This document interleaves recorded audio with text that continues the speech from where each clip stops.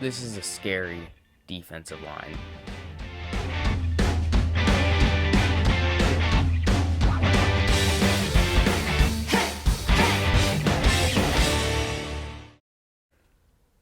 Welcome back to the Team 12 Seattle Seahawks podcast. I'm your host, Team 12s. Today we're going to be talking about how our defensive line this year is very, very scary. I'm going to work my way from the bottom of the depth chart, the two guys that I think might be cut, or one of the two guys that will be cut, potentially be cut, and then all the way up to the top of the depth chart in skill position. Then I'll talk about the defensive tackles last. So to start out, I'm going to go with LJ Collier, a former first-round pick from 2019. He was 24 coming out of college. He didn't really do a ton. He came out of college with his biggest skill being power, and to be successful at that in the NFL, you have to have Ndamukong Suh type of power when he entered the league. So I think he has potential at the 3-4 position. I don't know if he's going to be playing at defensive tackle or defensive end. I think he's going to be playing defensive tackle, but I'll go off of what he's been playing over his career so far. So I think he might likely get cut, or he'll get traded to Lions, Texans, some horrible organization for a random 7th round pick or something like that. Then there's Rasheem Green. He might get cut, but he's showing flashes in preseason. It's not so much flashes, it's consistent. He's consistently been good in the preseason so far in the one game that we've seen. He played a bunch of snaps, he was consistent, and he did a really solid job. I think he had 1 or 2 sacks, and he had a good job with 1 or 2 assists, I'm pretty sure. So I think he did a really good job this preseason. I think I'm really excited to keep watching him for the rest of the preseason. Next guy I'm going to talk about is Benson Mayowa. He's more of a rotation guy. He's never going to be that 8-sack, 10-sack guy. I think early in his career he was an 8-sack guy, but I think at this point in his career, I think he's a 3-5-sack guy. Throw him in for rotation, give, say, Carlos Dunlap or Carrie Hyder a breather in the middle of a game, third quarter, and then fourth quarter just let him loose, and Carrie Hyder and Carlos Dunlap gonna use their veteran abilities where they set the guy up the entire game and then pounce and destroy in the final play of the game that matters and get the crucial sack. So then next up I have Daryl Taylor, who was our 2nd round pick from last year. He has flashed in preseason so far. He's done a really good job. His eyesight with watching the play develop was really good when I rewatched the preseason game against the Raiders.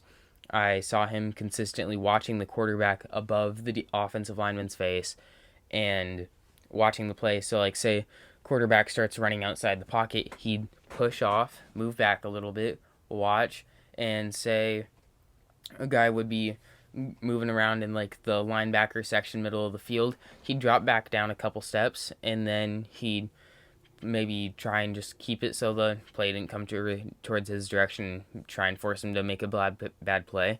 Or I saw one play where he moved off and he went in front of, no, it's not Jared Stidham.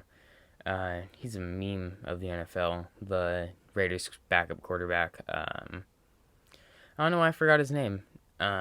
But I saw him stand just in front of him. I saw him watch the quarterback. Then he moved outside of the pocket. He pushed off his offensive lineman, and he just stood right in front of the guy the entire time. Next up, we have Alton Robinson. He was a 5th round pick out of last year. He did really good in training camp. He had, I think it was 3 or 5 sacks last year. He did a really good job for his rookie season, especially being a 5th round pick. But this year he's flashed in minicamp. He has flashed and done really good in the preseason game during the Raiders. When I rewatched it and when I was watching it live, I thought he did an amazing job. I think he'll have a really good rotation role during the season and potentially get somewhere in the range of max 7-8 sacks, 7.5 sacks, and a low end of probably 5 sacks. I loved what he did, and I think he did a really good job. Next guy we're going to talk about, Carrie Hyder, the guy that I mentioned earlier. He played for the Lions for a couple years. He did an okay job. He had 1 breakout season where he had 8 sacks, bunch of QB hits, quite a few tackles for loss. Then he had a bad year, then a bad year, Then he went to the 49ers last year, and he had a resurgence in his career.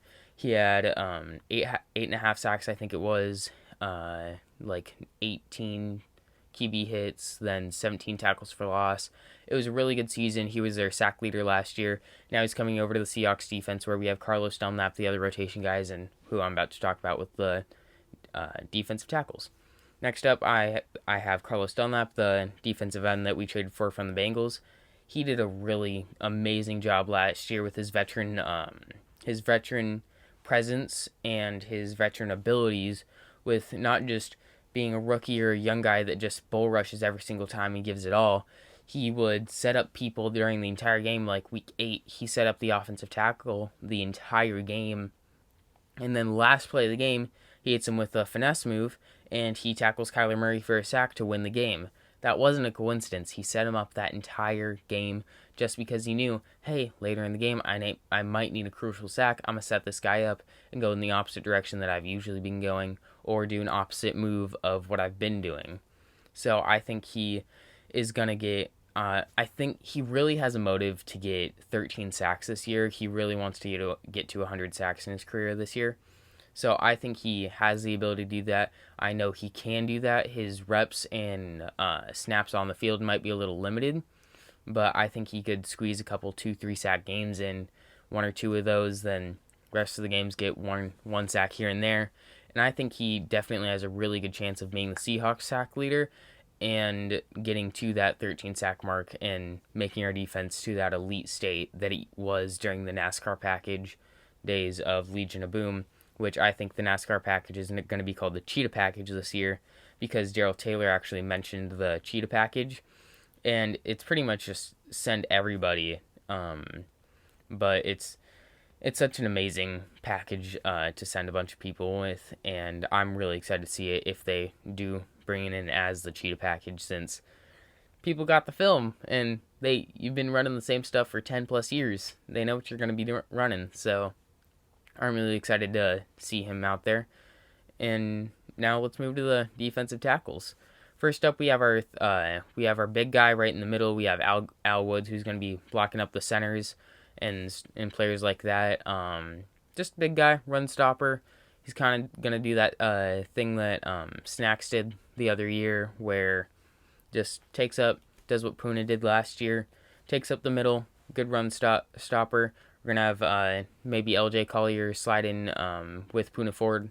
If Al Woods needs a break, slide Puna Ford back in at the big boy role right in the middle to stuff him up, and then have LJ Collier move over and then take him out, or we have him cut and we bring somebody else in like Geno Atkins. And yeah, he just runs stuffer. You know what he's going to do. Maybe 2-3 sacks and going to get a bunch of tackles. Going to do a good job. Next up, we have Puna Ford. I'm really excited for Puna Ford to be slotted in at the 3 tech, because Jaron Reed last year, yes, he had 6 sacks. The other year, he had 10 sacks. It's a little bit of a skewed thing, because Jaron Reed came out of college as the big run stopper that I just talked about with Al Woods, where you have double teams and he's going to be pushing the people backwards a couple steps when usually they're being pushed forwards. But he kind of turned into the 3 tech, and usually with the 3 techs that are elite and get those 10 sacks, like Chris Jones of the Chiefs, Grady Jarrett of the Falcons, and Aaron Donald of the Rams, usually they have the first step quickness. They're going to get off the ball really quickly. They're going to hit you with like kind of defensive end-esque moves. But he didn't really do that. He relied on the defensive ends getting pressure, QB moving up in the pocket, then him just cleaning up the sack that he really, like, he do a lot in the NFL, but in NFL standards, he didn't really earn that sack. So I don't see it as a massive loss. I think Puna Ford is going to have just as good, or potentially, I think, a better season than he did. I think Puna Ford will have a breakout season where he gets around somewhere in 6 sack range, and probably I don't really know their range for tackles, so I think he's just gonna have a really good season. I'm really excited to see him. But I think that's pretty much it with the players. I'm really excited. I really want to push the nickname Emerald Line for our defense. I would have loved it if Alden Smith stayed, but he was probably doing something off the side that hasn't come out yet because the legal situation. They knew about that, but all of a sudden he just randomly got cut. So I don't know what's going on there. I wish him the best, but I wish he was on the team. Sadly, he's not. I hope he's doing good. But other than that, this is the end of the video.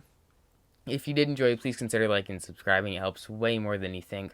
I'll have a link in the description for my Discord, and have a good rest of your day.